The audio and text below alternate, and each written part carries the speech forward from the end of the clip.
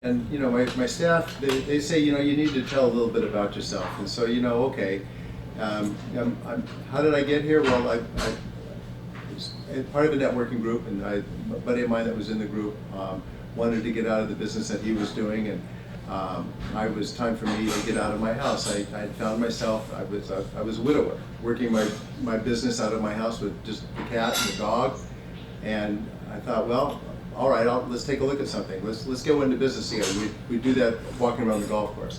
I'll take a flyer and I'll do it. And sort of an attachment to that word flyer. I'd been a flight attendant for 20 years of my life, and so I knew about pouring coffee, and I knew about customer service, and I figured I'd learn about business, and I bought the place.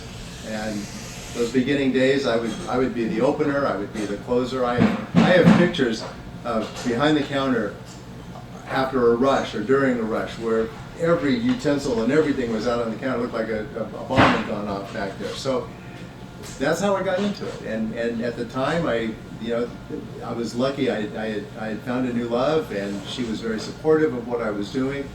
She was starting her own business as well, and it just took off from there. And now what's really interesting is that in the 11 years, I'm in my 11th year. In that period of time, I've nearly doubled the business, and we have this loyal following, and it's part of the heart and soul of the community.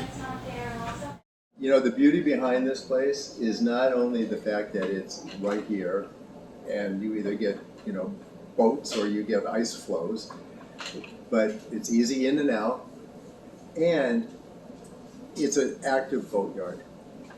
And this is Newburyport. This is the last vestige of our heritage, right? The active waterfront. Tell us what's happening right now. Well, Friday the 12th, that morning, the manager of Newburyport Development walked in, and I was busy, and I looked up and said, "Be right with you," and then he took his mask off. I realized who he was. I said, "Hey, Chris, I'll be right there." So we came over here to the fireplace, and I turned to him. I said, "So good news or bad news?" Thinking we were talking about improvements to the window pickup. And he says, "Bad news."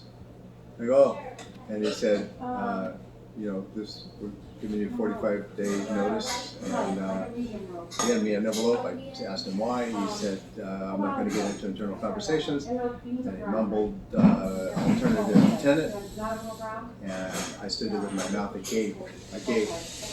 Chris left, looked at me and said, "Good luck, Bruce," walked out, and I stood here. I was frozen. I was standing right here. There we have it.